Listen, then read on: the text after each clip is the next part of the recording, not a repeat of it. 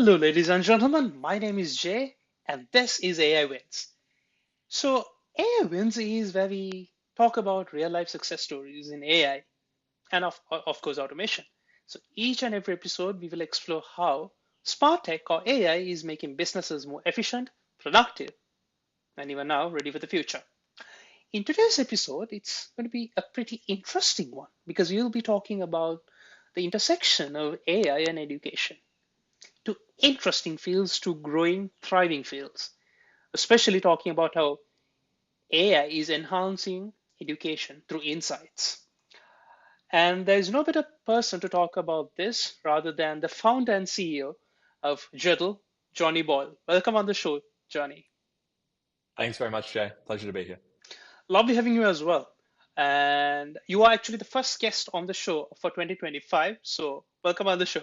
Hey, made me feel special. Thank you. Yes. Uh, Alrighty. So I know bits and pieces about you. Let's break the ice. Let's say who you are, why we are here, and especially talk about Jettle itself. Sounds good. So, yeah, my name's Johnny. I am the founder and CEO of Jeddle, and I founded Jeddle about 7 years ago due to a passion of mine around education. So, Jeddle is an EdTech startup, and it actually began just as a passion project. It was a bit of a side hustle for me when I was studying at university. And it actually was emerged on the back of a lot of tutoring that I did, one-on-one tutoring, group tutoring. I always loved kind of the field of education. I feel like, well, I have felt like for a very long time that that's been my passion and my Yeah. kind of calling in life. And after doing a lot of tutoring and group workshops, I got into kind of building resources online to help students with practical guidance around their exams. And Yeah. we really focused on English because English was one of those areas that was under resourced, in my opinion. And that was actually harder to resource because it's quite subjective. There's a lot of essays. There's a lot of Yes. variability in the writing of students. So it was an area where there was definitely a need. There was a gap. Students wanted help. They wanted to do better in their exams. They wanted to know how to write an essay better on different texts and modules. And maths and science, a lot of resources for that. There wasn't really much for English. So I basically took it upon myself, with a team, with my partner, to capitalize on that opportunity and try and help students and teachers by providing online resources for English, basically study guides, teaching guides, so that they could actually work towards better results, better marks by the end of the year. And we were primarily working with year 12 students because that's the last year of high school, and that's when they're trying to get a big ATAR, they're trying to maximize their HSC results, or it might be VCE if we're talking Victoria. But that's kind of the highest stakes year for Yeah. students. Yeah. But since then, we have actually grown to do year 7 to 12. We're covering a lot of English skills. We do a lot of tech specific resources, and we now are in Victoria as well as New South Wales in over 100 schools. And we're trying to expand and grow out across Australia and beyond. That's the plan, at least. And we're also now invested in AI, which I guess brings us to the name of the podcast, right? AI Wins. Exactly. Now we can call it a small win. We definitely haven't crushed the market yet in terms of an EdTech/AI product, but we're excited to be in it, and we're working Yes. with hundreds of teachers at building an AI marking assistant, an AI feedback assistant that will actually reduce the teacher workload and help students get faster, more efficient feedback on their work.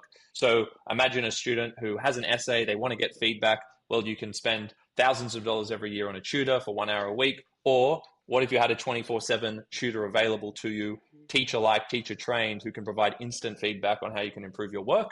And Yeah. then from the teacher's point of view, what if you had an assistant, a 24/7 assistant that can provide first draft feedback for you, suggestions to provide even faster and better feedback to your students? So that is called Jedi. That's a product we've been building for 2 years, and that sits alongside all of the English content that we have produced over the last 5, 6, 7 years. So we've got English content for Mhm. years 7 to 12 across Australia, and then we've now got an AI powered marking and feedback tool that we've been building for 2 years, and that is already being used by thousands of students and teachers. There you go, from promising a side hustle to becoming a painstakingly need a tool for teachers and students, right, Rod? So the journey of Jetlin has been promising, nevertheless, and now Jedi is in the mix, uh, mastering, letting the students master, yeah, skills of English. And you mentioned that you were particularly addressing a need in the market, especially it was for English itself, because there are an enormous number of resources for science and maths. All of us know that. And also becoming a 24/7 assistant to a tutor and also 24/7 assistant to a student to give continuous feedback. So in all this, how is Jedi effect mainly is improving the learning experience? Yeah, so if we think about the learning experience of a student, what is going to help a student learn? I mean, you want great teaching, they need to understand the content, right? So a student Yeah. needs to understand the content around the subject. And I should mention as well, Jedi, isn't just for English. We specialize in English at the moment, but it will be for Okay. more than one subject, right? So that's Okay. part of the growth plan.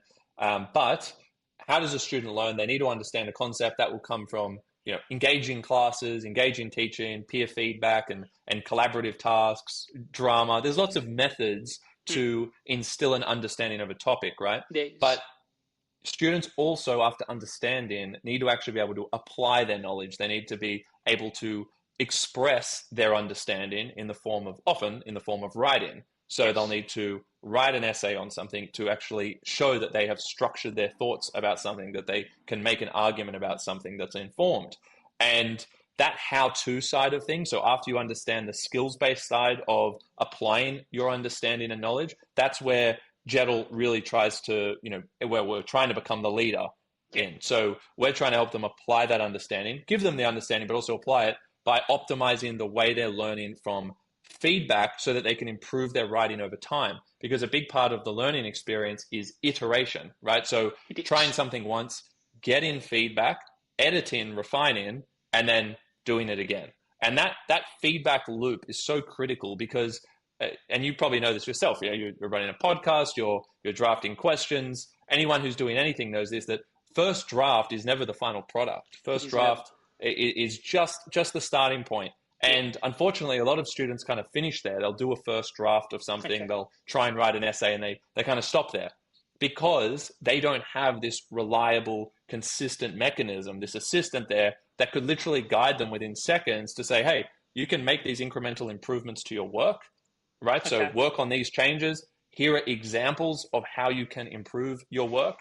And now you apply them, resubmit, and we'll keep that loop going until you get to a point that, where you think, hey, I think I've reached my potential with this task. I think I've actually Hmm. applied a lot of the feedback. I've iterated, I've improved over time.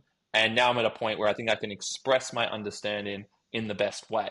And this applies, as I said, not just for English, but any subject really. But if we're talking about humanities, like history, you want to be able to articulate your understanding of something in the best way. And as I mentioned, a critical part of that learning process is receiving and applying feedback. But you need the feedback to be practical. You need Yeah. it to be timely. If people don't receive feedback quickly enough, they forget about it. They If do. I send an essay to a teacher and I say, can you please give me some pointers on how I can improve this? And I didn't get a response for 4 weeks, I've probably forgotten about it and I'm not going to bother with it. But if I can get feedback in less than 60 seconds, i.e. by submitting to Jedi, Hmm. or, or I could get it within a day because it went through Jedi and then a teacher has also supplemented that feedback and delivered it to me, then I'm much more likely to apply it. Then Yes. the question becomes, as I alluded to before, is the quality of the feedback good? Because it can be fast, but what if it's no good? So how are you going to learn there? It's no point learning the wrong thing. So we need to then make sure that the quality is right. And that's also what Jedi really focuses on. It learns from real teacher and student data, and then it learns the best ways to provide actionable advice to improve your writing. So if you've written a sentence, for instance, and there are a few key tweaks that should be made by the student or that could be made to improve Yeah. it, Jedi knows over time what kind of tweaks to suggest. It can provide other examples so the student can understand what that actually looks like. Yeah. And then it provides the interface. It provides an interface like a Google Doc or a Microsoft Word document. It's the same kind of interface online Yeah. where the student can immediately apply that feedback and move on to the next iteration that they're going to make. So making sure the quality is right is important. That means it needs to be trained the right way. It needs to be trained against the correct rubrics and criteria. So Yes. different schools want students to focus on different things. Teachers have different priorities for different students, and that Yeah. this gets into individualized learning, students having particular weaknesses and strengths.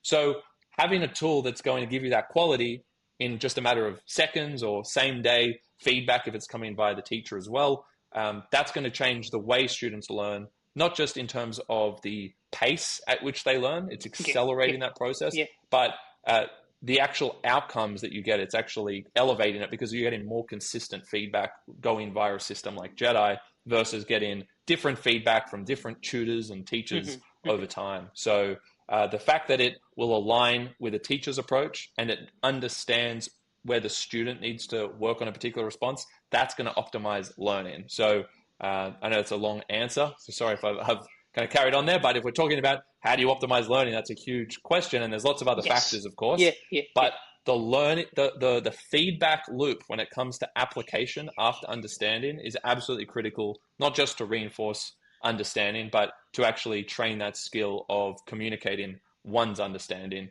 and responding to different questions and topics, right? If I give you a question, can you give me a relevant, concise answer? Mm. Then that is a skill that you need to cultivate. And Jedi's goal is to fuel that. A constructive answer, nevertheless, and you kind of answered my next question as well to a degree. But as you mentioned, especially in languages and linguistics, all of us know that it's iteration, repetition, application, reiteration. This feedback loop cycle that essentially is that's needed to master the language, and it seems like Jedi is actively on that. And is it safe to call Jedi a study buddy for students in a way, or no? Yeah, I like Study Buddy because it is a study buddy. It's also a kind of teacher buddy. We Hmm. use the term Okay. companion because it's something that sits alongside the teacher's teaching experience and the student's learning Yes. experience, and it is enhancing. It's optimizing. We try to optimize the way that students learn and the way that teachers teach. And Yes. that often is by simplifying things, by reducing the time it takes to deliver feedback, for instance, to present more digestible feedback from a student's point of view. And of Yes. course, we try to make the actual learning process and the study process easier. The only issue, I suppose, with study is that implies that it's this kind of additional supplementary thing. Yeah. But we actually at Jeddle see Jedi becoming something that's even more integrated. So it's not just a matter of study, and it's actually the the antecedent process or step of learning, which isn't just a study, right? It's Hmm. actually what you're doing actively in class as that original piece of learning. So yes, you want to study. Study implies revision. Study often implies before an exam, but we actually want to integrate so it's part of a school's formative assessment program. And formative assessment is critical because a lot of people think when they hear assessment or exam, they think of what is actually called a summative assessment, which is the thing you Yes. do at the end of the day, Yeah. which is like, hey, this is 30% or this is 100% of your marks. It's all to do with marks. That's going to assess your understanding of the whole topic. But Yes. formative assessment are the little tasks you do along the way Hmm. to get you to a place where you can do well in that summative overall assessment. So we want to be that formative assessment that is present along the entire journey throughout a topic, throughout a term, so that students can actually excel in the summative assessment. And that actually leads to a more kind of ingrained approach. So, that's me getting very pedantic about the words because you said study buddy. Yes. I actually love that term because the buddy, the companion is one of our key terms. We call ourselves the ultimate teaching and learning companion. But the study bit is interesting because we're trying to be more than just a means of study.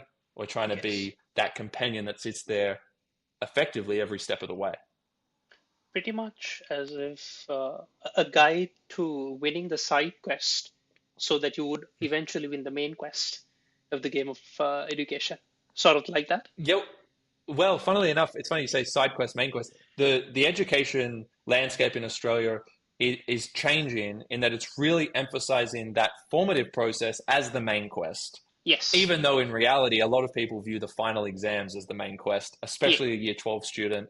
Yeah. In New Yeah. South Wales With or the VCs. Victoria, you've Yeah. got your HSC, VC. So It's funny you say, yes, you're right. That's how students would interpret it. But I guess if we're thinking about it from that broader educational perspective in terms of optimal learning and what schools are focusing on, they view the formative process as the main quest, and that's where we want to be positioned firmly.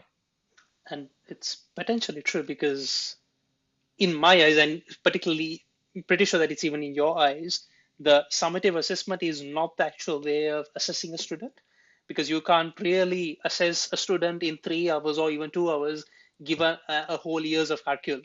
There has to be a structured process. They are kind of guided through, and then the real-time study companion, I would say Jedi, is making a difference in that field of work.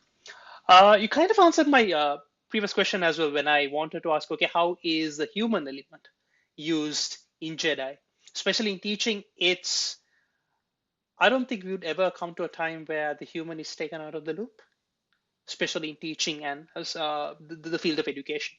But how is Jedi making a difference there by enhancing the impact that the students are having in a given time of work or even in the subject that you are specializing on in English without the human element?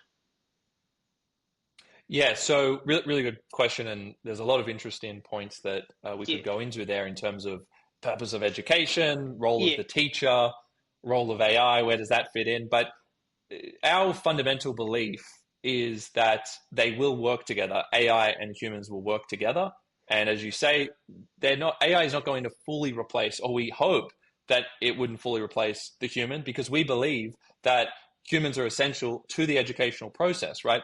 Education isn't just about kind of optimizing all of these specific metrics around, learning certain data points and then being able to output it in a certain way. It's much more than that, obviously. It's about learning how to be with peers, how to collaborate with others, with other humans. It's about being inspired by your teacher. It's about having engaging discourse, thinking critically. There are so many things that are unique to that human experience that yes, we want to preserve. And this is the critical point, that we want to amplify. And the way that you can amplify the highest value human oriented exercises is for AI to actually slot in with those lower value exercises that are currently being done by humans. And everyone knows this, right? Everyone understands that AI is going to replace things that are more kind of menial, that are more administrative. And marking and feedback's an interesting one when we think about Jedi, because giving feedback to students and marking work to an extent, but I'll focus on the word feedback because yeah, again we're more focused on that gradual process of improving one's work rather than just giving 20 out of 20 or 15 out of 20. When we talk about feedback, that's not a menial task. That's a really important task. it And is. the critical point here is that teachers still need to be involved in the feedback process when it comes to student work, because teachers need to know their students, and they need to Yeah, know them on a level where they need to be exposed to their work and to their kind of flaws in writing and their strengths in writing.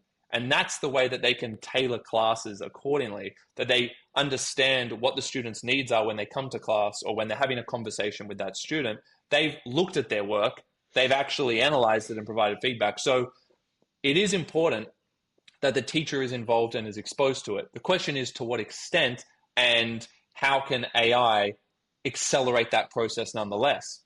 Because if we think about the normal feedback process that a lot of students and teachers go through, yeah, student has a draft essay, they email it to their teacher or they submit it online on some kind of learning management system.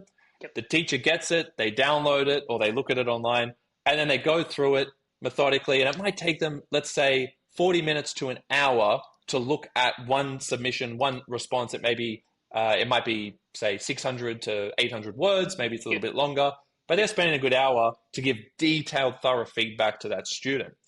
So we've already said it's important that the teacher is exposed to the work, so they should be looking at it, right? But here's where the nuance comes in.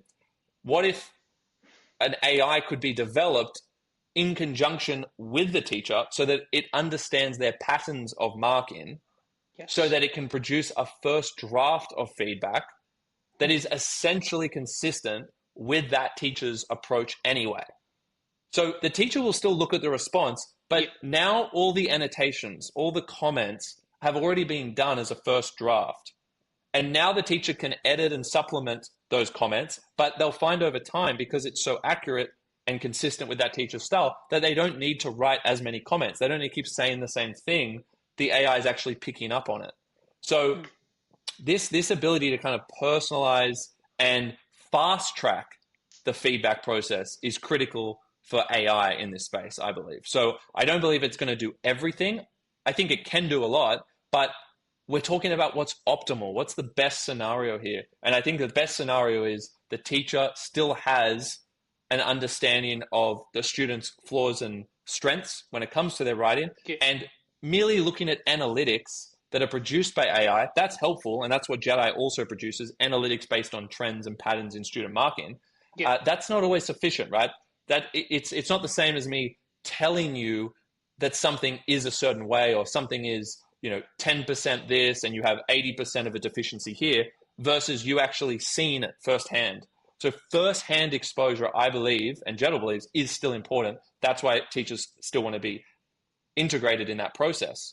And that's why I think they will be. Yeah. But if we can give teachers a head start by already mapping out a first draft of feedback in anticipation of what they would say, then we're saving them so much time, and we're allowing students, remember, if this comes back to the student and their learning, Yeah. that allows them to get faster feedback, frictionless feedback, so that they can actually apply that feedback versus ignoring it, and they can actually get more of it, so they get towards those learning outcomes faster and in a better way. So how does Jeddle work? And hopefully I'm kind of getting to answering your question here. Yeah. Jeddle works in the sense that it's human first. It is teacher first, Okay. AI second. AI is your companion, but AI gives you a head start. AI sets everything up for you, but you need to give the final tick of approval. The teacher remains in control. And on top of that, if we break down a couple of other components, teachers can use Jeddle, the portal, without AI. It can be switched off. That's really important, because teachers, for certain tasks, don't want any AI involved, at least at the moment. Maybe in the future, everyone wants AI involved in some way. Yeah. And I can see that happening. But right now, we're working with schools in the present. So you also have to have something that eases them into this AI-dominated landscape. So to ease teachers in, you need to give them control. You need to make sure they have the final say. That's really what they want. You need to have the option to turn it off. You need to have a world where there's AI and no AI, and you're adding value both ways. Yeah. So even if we remove Jeddle, or at least the AI component of Jeddle, then what you're left with is a dynamic collaborative feedback landscape where students can still learn from their peers. They can self-assess. Teachers will save time because we've got specialized marking tools where they can use comment banks and preloaded rubrics. They can set up practice questions and responses. They can do all of that without the AI, but the AI gives you a head start on the feedback. And that's how we've integrated it into this broader, as I said, dynamic and collaborative feedback experience, so that we can really optimize that part of that learning process as we mapped out before, understanding to application to the feedback loop. Yes. So that's how we're looking at it. I'll just bring out one other example of a use case to help people understand. So a teacher doesn't want to be fully removed from every part of the feedback process, as we've established. Correct. But what a teacher might do is they might get a first draft of feedback from a student. So a student writes an essay for the very first time about Shakespeare, a Shakespeare play. They submit the essay. The teacher goes through thoroughly. They spend 40, 45 minutes, maybe an hour giving feedback. Okay, great. No AI involved yet, and they can do it through Jeddle at a faster pace still. They submit that feedback to the student. That student comes back with 5 more drafts. Okay, the teacher understands the basic kind of strengths and weaknesses of that student for that response because they've seen the first draft. But what about drafts 2, 3, 4, 5? Now we're talking about incremental changes. So teachers now want the head start. They want to use AI because they've already read through this response. They do know the student. They know the response. So now the student wants those quick improvements, not to be done for them, by the way. It won't do the whole thing for you. Jedi works in a different way to ChatGPT, where you can't just get it to write an essay for you, and that's Yes. really important. Yeah. Yeah. And you know we might be getting into that anyway, but Yes. plagiarism is a big thing here, and we're actually an antidote to that. So we will tell students how to improve pieces of their writing in a constructive and pedagogically sound way, so a way Yeah. that is has been researched and it's been proven to boost learning outcomes. And we will produce that, but in those later drafts, teachers will want assistance there because they don't want to keep spending an hour on all these different drafts. And students also want quicker feedback the more they go along. They just want to make quick changes. So give them that 24/7 assistance. Teachers can turn on Jedi and enable that access. And the best thing about it is when students get that instant feedback, less than 60 seconds, full draft reviewed, that is based on the teacher's preferences, as I mentioned. It's aligned with what the teacher wants the students to focus on. The Hmm. teachers control that, and then Jedi can output it in a Yeah. fraction of the time. So again, teacher control, really important element, giving them the power to use it how they like, and then using Jedi with or without AI, super important. And then the kind of other foundation there is that it's got to be aligned with best practices, best teaching practices, best learning practices. And now I'm starting to go on a tangent because that best practices point Yeah. is about the plagiarism. It's about how people are using AI for the wrong reasons. So Yes. Jedi is there as a solution so that teachers can use AI in a constructive way rather than in a way that undermines the learning process, right? And that's so key. That's been such a key message for us, and it's kind of been a bit of an aha with schools because Hmm. every student essentially is using some form of AI now, and it's Yes. They, probably almost certainly not for the right reasons. Now, yeah. some students are using it for additional research. They're validating certain kind of thoughts or even problems, responses, etc. Yeah. That's great. They're using it to kind of check through their work. But a lot of students are just getting it to write things for them, and then they're reproducing it and essentially plagiarizing. Yes. And we need a right now the whole space, the whole world is navigating how to best use AI. How do we best integrate it so it doesn't take over the human, so it doesn't remove the need to learn anything, so it doesn't actually undermine that learning process. Because obviously, if you're going to plagiarize and use AI to do that, which has always been available via Google and other sources, you could have Yeah. always Yeah. plagiarized. You're not actually learning anything. Everyone knows that. So how do we present Jedi as the solution to that so that teachers can be like, hey, I know all my kids are using AI, but now I can control the parameters of the AI that they Hmm. use. I don't want to. We don't want to take AI completely away from them because that's silly. That's like banning something that is inevitable or that is inevitably going to be used. Yeah. People are going to find a way to use it in the background. It's so easy at schools. You just wait till you go home and then you can go on ChatGPT or whatever. Yeah. But let's actually get in front of it and work with it versus trying to suppress something that is inevitable. Yes. And let's use it in a way that's conducive to better teaching and better learning. It can save teachers time, it can improve students' marks, but students will genuinely learn through that process. And that's kind of the balance we're trying to navigate right now, that everyone's trying to navigate Yeah. in the EdTech space with AI. And yeah, again, another long-winded answer to your question, but hopefully that kind of clarifies how we're thinking about it and how we're using it. It did. It did. And you clearly brought out the fact that JEDA is both a conducive and a control measure, where it's conducively encouraging students to use AI in the right way, not to content generate, but pretty much to brainstorm, do the research rightfully, and then come up with their own draft, own authentic work by using the control measures, as you mentioned, the antidote to the problem, rather than the wound itself to the problem that we're facing right now. Mhm. And Exactly. yeah, so which kind of we you have been kind of proactive during the process of answering the questions, because the next question was going to be actually how exactly were you tackling the fact that okay, Jedi is not another ChatGPT or is not another AI tool where it's helping the students to content generate, but rather it's the antidote itself.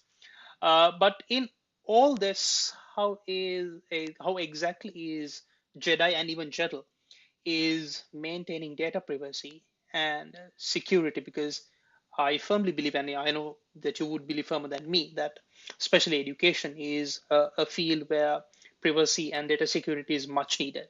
So how is Jettl standing for that? Yeah, well, data and security, privacy is a super important space. Always has been, but really, really significant right now. It's definitely at the top of mind for most schools and Yes. most kind of regulatory agencies in the education space.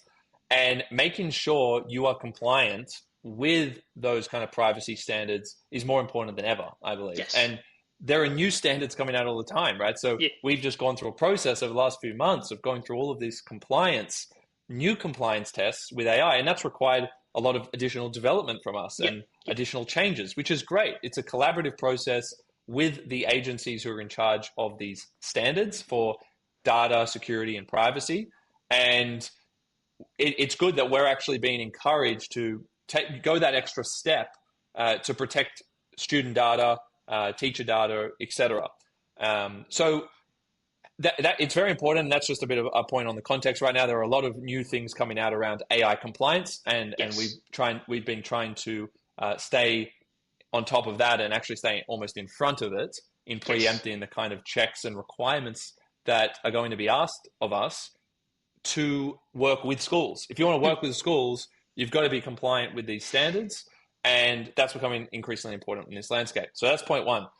Point two is, how are we approaching it? How are we thinking about it? Well, first of all, it's important not to get any data that you don't need when you're dealing with schools. So we minimize the data that we take. You might get a student's name and their email for the purpose of logging in, say, but Yeah. we don't need anything else. We can set Yeah. everything else up.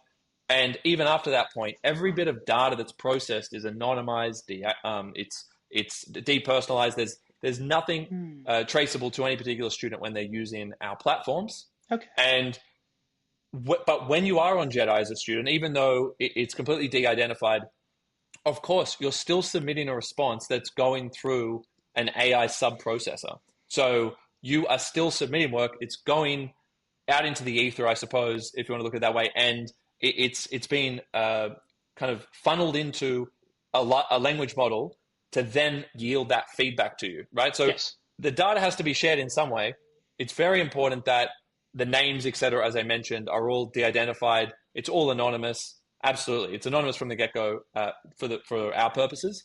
Yeah. But what about the work that students are sharing? Well, then it becomes a question: are you using that to train live data? And right now, we aren't using that, right? So we don't Yeah. train on that data that's coming through. We have a whole Oh, separate funnel of data that we use to got it. train because we're trying to be really cautious and conservative with our approach to student work and the academic integrity, privacy, etc. So we're respecting that, and we want to be careful with plagiarism, copyright Yeah. of Yeah. our own. So there are a lot of things there to think about, but essentially, we limit the amount of data that we collect, the amount of data that we use for training and analytics. We try and use alternatives to provide those analytics and other forms. But when you're sharing it with an AI platform, it's important that someone else couldn't come in, say on ChatGPT, and get access to the work that was submitted by Jedi, and Yeah. they can't.